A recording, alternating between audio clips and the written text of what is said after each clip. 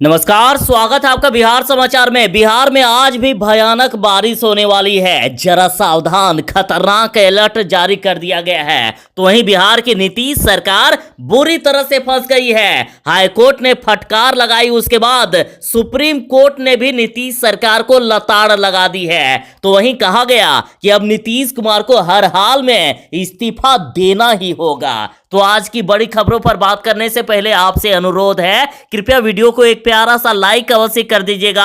आपका लाइक करना ही हमारी मेहनत का फल होता है। लालू यादव की पार्टी राजद ने सीधा मुख्यमंत्री नीतीश कुमार से इस्तीफा मांगा है। राजद ने कहा है कि नीतीश कुमार को मुख्यमंत्री बने रहने का नैतिक अधिकार नहीं है और साथ ही राज्यपाल से हस्तक्षेप करने की मांग की गई है। राजद प्रवक्ता चित्तरंजन गगन ने कहा है कि सुप्रीम कोर्ट द्वारा बिहार में कानून का नहीं पुलिस का राज जैसी सख्त टिप्पणी के बाद नीतीश कुमार को मुख्यमंत्री पद पर बने रहने का नैतिक अधिकार नहीं है। यदि थोड़ी भी उसमें नैतिकता है तो उन्हें अविलंब अपने पद से इस्तीफा दे देना चाहिए। राजद का कहना है कि जब सुप्रीम कोर्ट खुद कह रहा है कि बिहार में कानून का राज नहीं, अर्थात राज्य सरकार अपने कर्तव्यों और जिम्मेदारियों के निर्वहन में पूरी तरह से विफल साबित हो रही है और ऐसी स्थिति में मुख्यमंत्री को स्वयं पहल करते हुए इस्तीफा दे देना चाहिए। और यदि वे स्वतः इस्तीफा नहीं देते हैं तो राज्यपाल को अपने संवैधानिक दायित्वों का निर्वहन करते हुए स्वयं हस्तक्षेप करना चाहिए, मुख्यमंत्री को पद से हटा देना चाहिए। और ये एक बार नहीं है, कई बार हाईकोर्ट ने बिहार सरकार को फटकार लगाई है। फरवरी 2020 में पटना हाईकोर्ट ने कहा था कि कानून का राज केवल स्लोगन रह गया है बिहार में। और बीते 4 मई को भी बिहार सरकार को फटकार लगाते हुए हाईकोर्ट ने कहा था कि बिहार के स्वास्थ्य व्यवस्था को सेना को सौंप देनी चाहिए। और इसके साथ ही कई ऐसे मामले हैं जब बिहार सरकार को हाईकोर्ट के द्वारा फटकार लगी है। जरा सावधान, बिहार में भयंकर बारिश होने वाली है। बिहार के सभी 38 जिलों में भयानक बारिश होने वाली है। और देखिए, जैसे पूर्वानुमान में कहा गया था कि पटना में भी झमाझम बारिश होगी, मध्यम दर्जे की बारिश होगी, लेकिन पटना में भयानक बारिश हुई है। जैसे कि पूर्वानुमान था कि बिहार के सभी 38 जिलों में हल्की बारिश से मध्यम बारिश होगी, लेकिन भयानक बारिश शुरू हो चुकी है। जरा सावधान, मौसम विभाग ने कहा है कि बिहार के सभी 38 जिलों में 15 जुलाई तक, याद रखिएगा 15 जुलाई तक भारी बारिश की संभावना जताई गई है। और बिहार के सभी 38 जिलों में येलो अलर्ट जारी कर दिया गया है। मतलब तेज वज्रपात, आंधी तूफान के साथ भयानक बारिश होने वाली है। पप्पू यादव बिहार वालों का दर्द देखकर और बिहार वालों की इस आपदा की घड़ी में सेवा न कर पाने के दुख में रो पड़े हैं। लोगों के हर दुख में साथ रहने वाले पप्पू यादव अब लोगों की मदद नहीं कर पा रहे हैं, इसके लिए अब उनकी आंख से आंसू बहने लगे हैं। और इधर पप्पू यादव ने कहा है कि 60 दिनों से मैं कैद में हूं, कसूर क्या है पता नहीं। 60 दिनों में लाखों बाढ़ पीड़ितों, कोरोना पीड़ितों की सेवा कर पाता। और इन्होंने नीतीश सरकार से कहा है कि नीतीश जी, बेल मिलने में देर है, अभी आप बाढ़ पीड़ितों की सेवा के लिए फरलो पर मुझे रिहा कर दें, आपदा के बाद फिर मुझे जेल में डाल दीजिएगा। देखिए, बिहार वालों की हर दर्द को अपना दर्द समझने वाले पप्पू यादव ने कहा है कि आप मुझे अभी रिहा कर दीजिए, आपदा के बाद फिर से जेल में डाल दीजिएगा, तब तक मुझे बिहार वालों की सेवा करने दीजिए। और साथ ही इन्होंने कहा कि अपने बिहार के लोगों के लिए हर जुल्म सहने को मैं तैयार हूं। लगातार बिहार वालों के लिए बड़ी बड़ी मांग करने वाले जीतन राम मांझी ने एक बार फिर से बिहार वालों के लिए बड़ी मांग की है। जीतन राम मांझी बोले हैं कि बढ़ती आबादी के पीछे अशिक्षा और गरीबी वजह है। और जीतन राम मांझी ने पूरे देश में कॉमन स्कूलिंग सिस्टम की मांग की है। जीतन राम मांझी ने कहा है कि सबसे ज्यादा जरूरी है कि देश में कॉमन स्कूलिंग सिस्टम को लागू किया जाए, जिससे कई समस्याओं का समाधान हो जाएगा।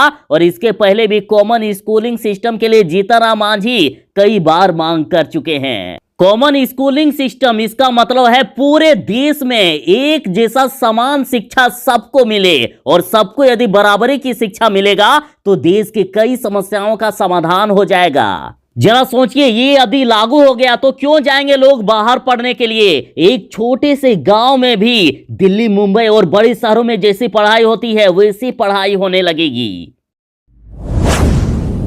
आप सभी के लिए जरूरी सूचना, यदि आप अपनी बात सरकार से कहना चाहते हैं, कोई यदि आपकी शिकायत है तो सीधा मुख्यमंत्री नीतीश कुमार जी आपकी शिकायत सुनेंगे और उसे दूर भी करेंगे। देखिए, 5 साल के बाद जनता दरबार में होंगे मुख्यमंत्री जी। आज 12 जुलाई से मुख्यमंत्री नीतीश कुमार जी जनता दरबार शुरू करने जा रहे हैं और हर सोमवार को होगा जनता दरबार। जनता के दरबार में मुख्यमंत्री कार्यक्रम प्रत्येक महीने के पहले 3 सोमवार को आयोजित होगा। एक दिन में मुख्यमंत्री जी 300 से 400 लोगों से मिलेंगे और उनकी समस्या सुनेंगे। तो आप देर किस बात की, तैयार हो जाइए सीधा अपनी समस्या मुख्यमंत्री नीतीश कुमार जी से कहने के लिए। प्रभात खबर की खबर में कहा जा रहा है कि बिहार में अब बड़ा सियासी भूचाल आने वाला है। नीतीश सरकार को धूल चटाने के लिए तेजस्वी और चिराग पासवान एक हो रहे हैं। एक तरफ जहां चिराग पासवान और तेजस्वी यादव के बीच बंद कमरे में लंबी बातचीत हुई है, तो इधर लालू यादव के दूत के रूप में राजद नेता श्याम रजक भी चिराग पासवान से मिले और कहा जा रहा है कि चिराग पासवान की बात सीधा लालू यादव से भी हो चुकी है। तो इधर वरिष्ठ नेता अब्दुल बारी सिद्दीकी ने भी सारण के पूर्व सांसद प्रभुनाथ सिंह से मुलाकात की है और साथ ही खबर में कहा जा रहा है कि जल्द ही चिराग पासवान तेजस्वी यादव के साथ आ सकते हैं, महागठबंधन में आ सकते हैं। आखिर बिहार सरकार कर क्या रही है? बिहार में क्राइम का, अपहरण का लगातार मामले बढ़ते ही जा रहे हैं। देखिए, बिहार में महज 120 दिनों में दर्ज हो गए हैं अपहरण के 3565 मामले। तो इस पर लालू यादव का कहना है कि बिहार में महज 120 दिनों में दर्ज हो गए हैं अपहरण के 3565 मामले और जनादेश का अपहरण करता ही इन संगठित अपराधियों का रोल मॉडल और संरक्षण करता है। यानी लालू यादव ने कहा है कि खुद सरकार इन अपराधियों का रोल मॉडल है और बचाती है इन अपराधियों को, उनके संरक्षण करता है। अब नीतीश कुमार की पार्टी जदयू भी मान रही है कि जल्द ही तेजस्वी यादव और चिराग पासवान एक होने वाले हैं और इधर देखिए, चिराग और तेजस्वी को जदयू ने बताया है फूंका हुआ कारतूस और कहा है कि आप दोनों मिलकर बिहार वालों को इंटरटेन करें। जदयू ने पूरी तरह से मान लिया है कि चिराग पासवान और तेजस्वी यादव एक होने वाले हैं और इधर देखिए, जदयू नेता नीरज कुमार का कहना है कि 2 फूटे कारतूस साथ आ भी जाएं तो भी नतीजा सिफर ही होता है। अघोषित तौर पर 2020 विधानसभा चुनाव में साथ आने का नतीजा क्या हुआ? बिहार को नीतीश कुमार जी जैसा मेहनती और दूरदर्शी नेता पसंद है। बाकी दोनों फूके कारतूस अब मिलकर जनता का मनोरंजन करे तो अच्छा ही होगा। तेजस्वी यादव ने आप सबों से पूछा है कि नीतीश कुमार की इस उपलब्धि पर आप क्या बोलोगे? देखिए, सुप्रीम कोर्ट ने कहा है कि लगता है कि बिहार में कानून का नहीं पुलिस का राज है। देखिए, एक ट्रक ड्राइवर को 35 दिनों तक अवैध रूप से हिरासत में रखा गया तो पटना हाईकोर्ट ने 5 लाख मुआवजा देने का फैसला सुनाया तो सुप्रीम कोर्ट चली गई थी बिहार सरकार, तो वहां भी सरकार को फटकार लगी। और सुनिए, सरकार की दलील देखिए क्या है कि एक ड्राइवर के लिए 5 लाख का मुआवजा तय करना ज्यादा है। तो अब देखिए, सुप्रीम कोर्ट का कहना है कि कानून की नजर में कम पैसे वाला भी संपन्न व्यक्ति है। ये जरूरी नहीं है कि कम पैसे वाले की कम अहमियत होती है। सरकार या कानून की नजर में सब समान है।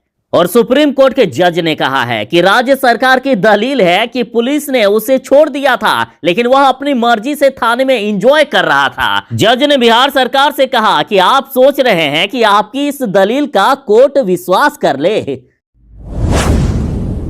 पूरे बिहार में बाढ़ ने तबाही मचा दी है और इधर बात करें उत्तर बिहार की तो उत्तर बिहार में बाढ़ का कहर अब भी जारी है। सुगोली में रेलवे कॉलोनी और पीएससी में पानी घुस गया है। शहरी इलाकों में भी भयानक खतरा बरकरार है।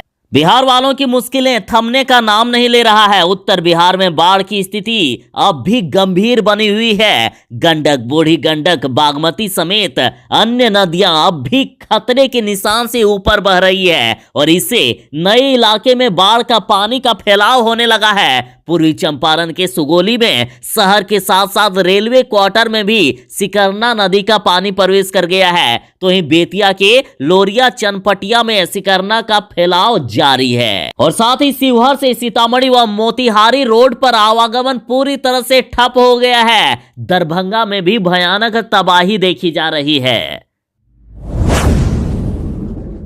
जमीन जायदाद नक्शा पर्चा में काफी दिक्कत होती है ना। और खास करके सरकारी कर्मी भी परेशान करते हैं, लेकिन अब ऐसा नहीं होगा। बिहार में राजस्व कर्मियों की मनमानी होगी अब खत्म।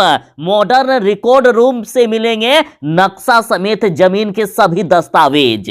राजस्व कर्मियों की मनमानी को खत्म कर अंचल में ही एक ही छत के नीचे मामूली शुल्क लेकर 28 तरह के जमीन राजस्व के नक्शा आदि दस्तावेज उपलब्ध कराने को आधुनिक अभिलेखाकार सह डाटा केंद्र योजना का 15 जुलाई को पहला चरण शुरू होने जा रहा है। और आपके लिए खुशखबरी है कि इस चरण में 15 जिलों की 75 अंचल में मॉडर्न रिकॉर्ड रूम का काम शुरू हो जाएगा।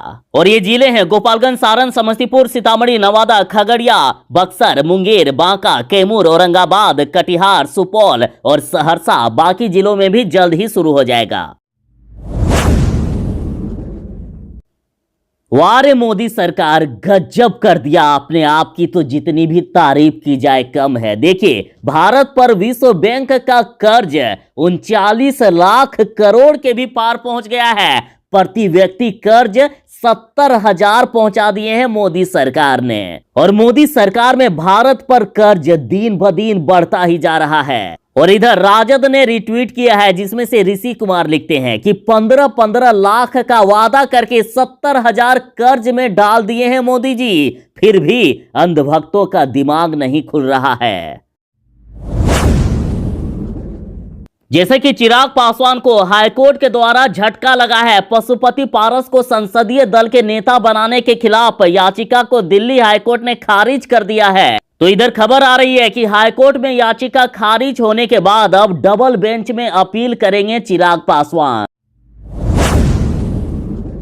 जैसा कि मुख्यमंत्री नीतीश कुमार जनता दरबार की शुरुआत कर रहे हैं, हर एक सोमवार को अब मुख्यमंत्री नीतीश कुमार लोगों से समस्याएं सुनेंगे। और जैसे कि जनता दरबार 12 जुलाई से शुरू हो रहा है और हर एक महीने के 3 सोमवार को मुख्यमंत्री नीतीश कुमार जी लोगों की समस्याएं सुन रहे हैं। तो देखिए, हर सोमवार को अलग अलग विभागों की समस्याएं सुना जाएगा। जैसे कि प्रथम सोमवार में गृह, राजस्व एवं भूमि सुधार विभाग, कारा विभाग, मद्य निषेध उत्पादन निबंधन विभाग, निगरानी विभाग और खान एवं भूतत्व विभाग के मामले लिए जाएंगे। तो वहीं द्वितीय सोमवार को स्वास्थ्य, शिक्षा, समाज कल्याण, पिछड़ा एवं अति पिछड़ा विभाग, विज्ञान एवं प्रावैधिकी विभाग, सूचना प्रावैधिकी एवं कला संस्कृति विभाग, वित्त विभाग, श्रम संसाधन व अन्य विभाग। तो वहीं तीसरे सोमवार को इन विभागों की समस्याएं ली जाएगी जो कि आपके स्क्रीन पर दिखाई जा रही है।